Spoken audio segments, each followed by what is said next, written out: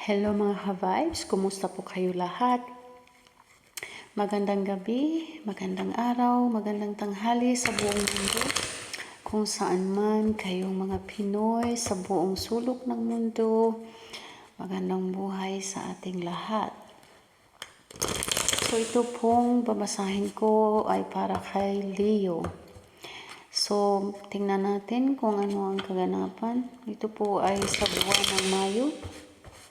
Sa mga natitirang 2 linggo sa buwan ng Mayo 2025. So, hello mga Leo. Tingnan natin kung ano ang kaganapan sa pamumuhay ni Leo. Hingit tayo ng gabay, angel spirits, angel guides, universe.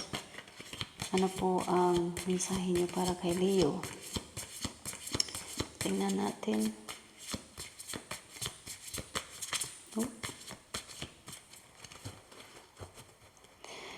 Tingnan natin ano pang ano ni universe sa inyong mga gabay.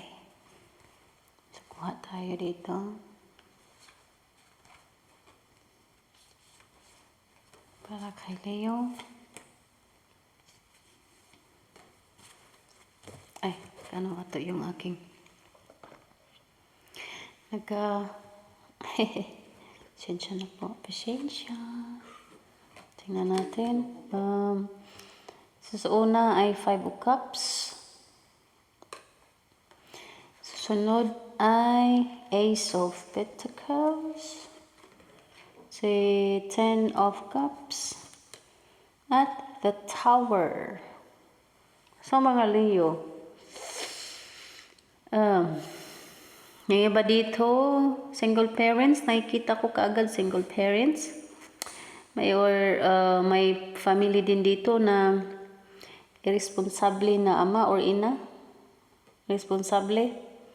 Ama or ina. Pasensya na.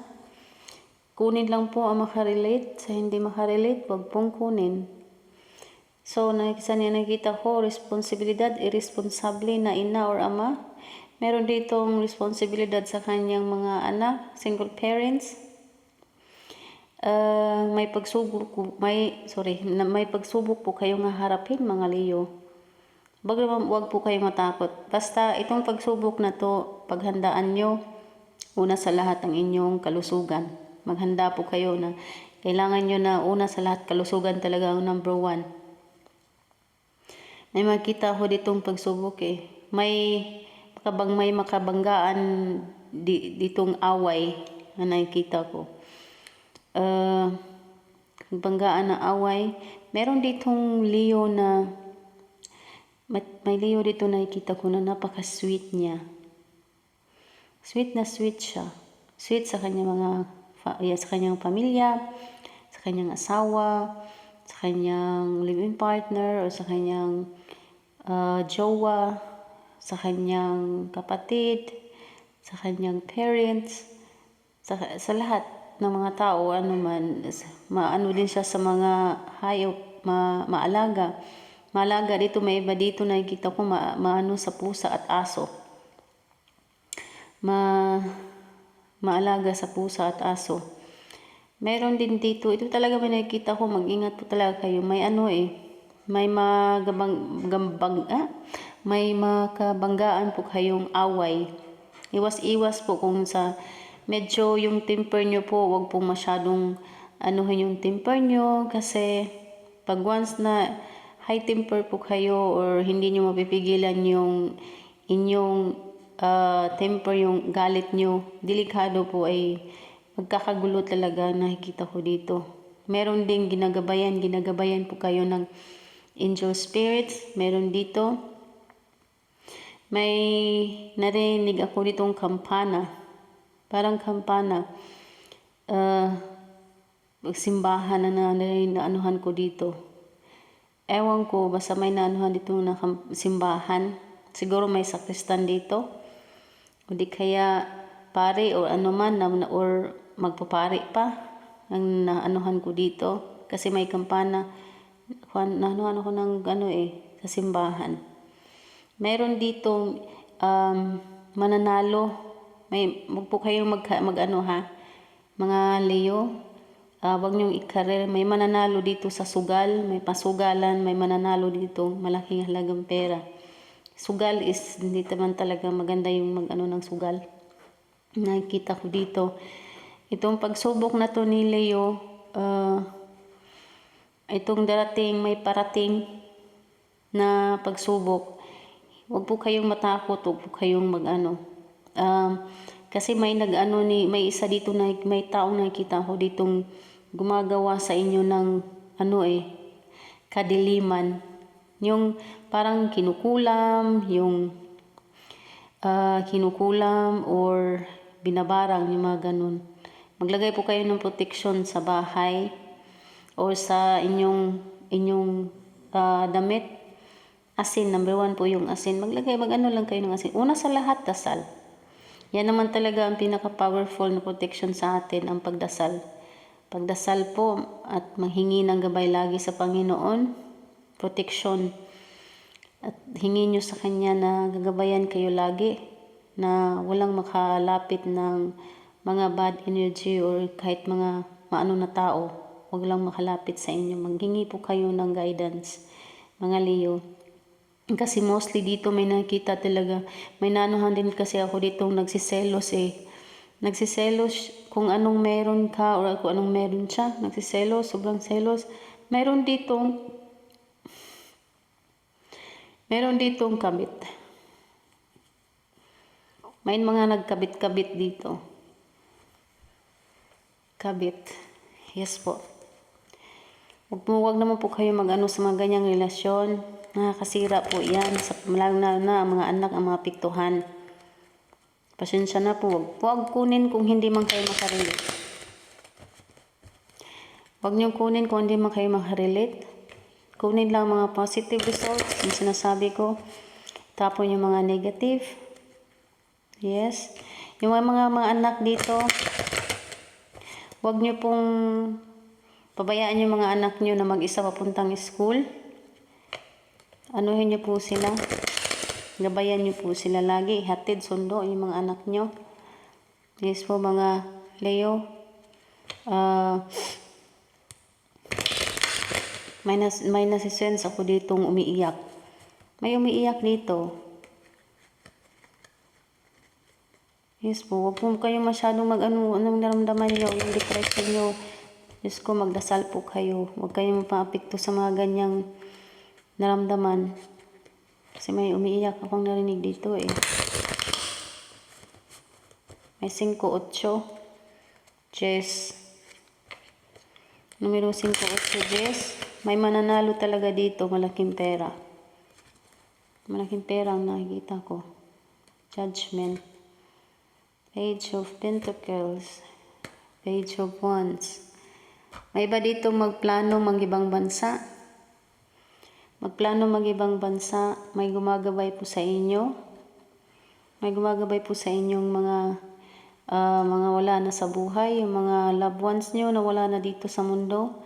May gumagabay po sa inyo. Anghel, may gumagabay.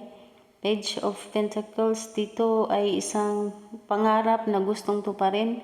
Matutupad po ito kung anumang pangarap mo, Leo. Anong plano mo? Ito po ay tungkol sa anumang plano mo, negosyo, o di kaya magkaroon na ng trabaho, or makabenta, o ano man ang plano nyo o pinadasal nyo, matutupad po yan. Huwag po kayong mag-alala, mga Leo. Basta mag-ingat talaga, mag-ingat po kayo. Kung huwag po kayong sa temper nyo, sa galit nyo. Umiwas po kayo kung may mga tao man na medyo inanuhan na yung dugo nyo ay paano na talaga. Kayo na lang po ang umiwas para sa kapakanan nyo. Kasi may gulo talaga akong makikita dito. Sobrang gulo nakikita ko dito. Oo, madaming tao. Yes po. Meron itong mag-apply talaga, magplano mag-ibang bansa.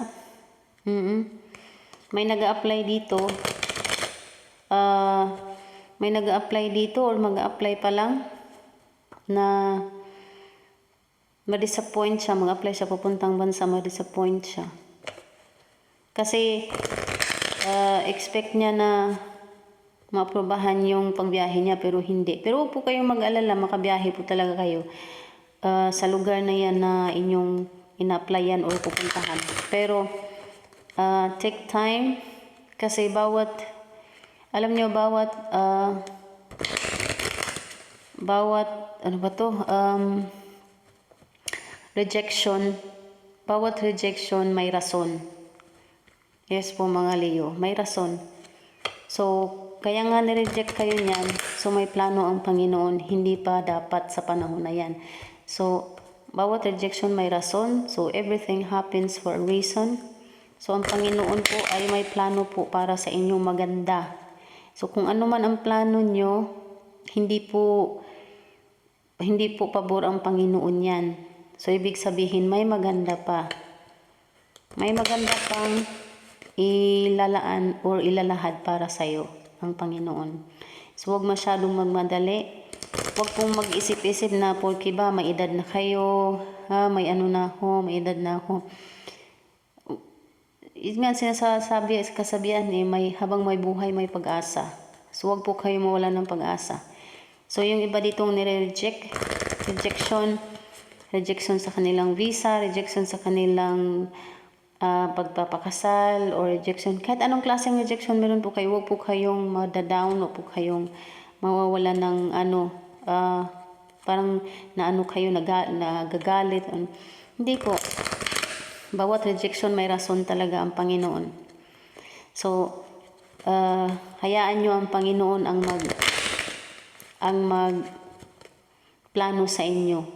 Kasi, pag once na ang Panginoon na ang magbigay niyan, bonggang-bongga talaga. As in mga Leo, huwag po kayong mag-alala. Darating yan. So, tingnan natin kung anong bonus mensahe para kay Leo, galing ni Universe. Kuha tayo ito ng 2.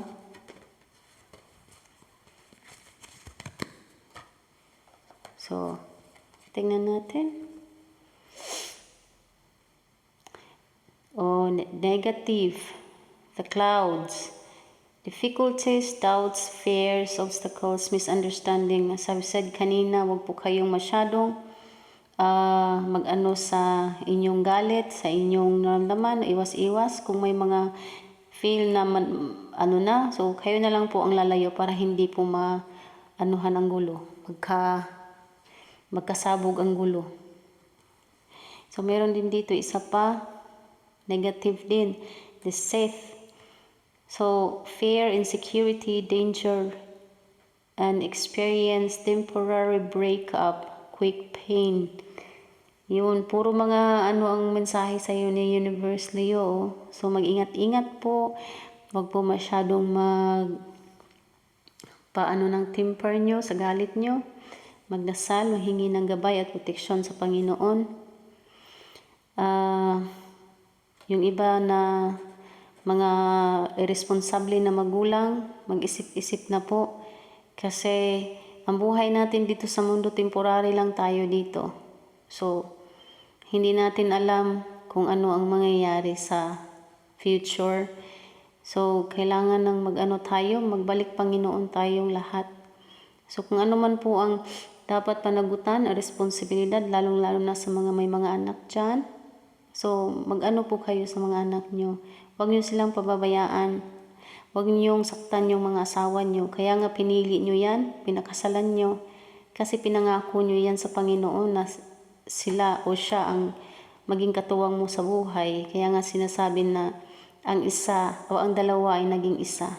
So, 2 become 1. Okay mga Leo? Kunin lang po ang mga positive. Sa makarelate lang po, kukunin lang. Sa makarelate lang po nito, hindi naman po siguro lahat sa makarelate lang. So, hanggang dito na lang po muna tayo. Maraming salamat sa panonood. Hanggang sa muli. Paalam.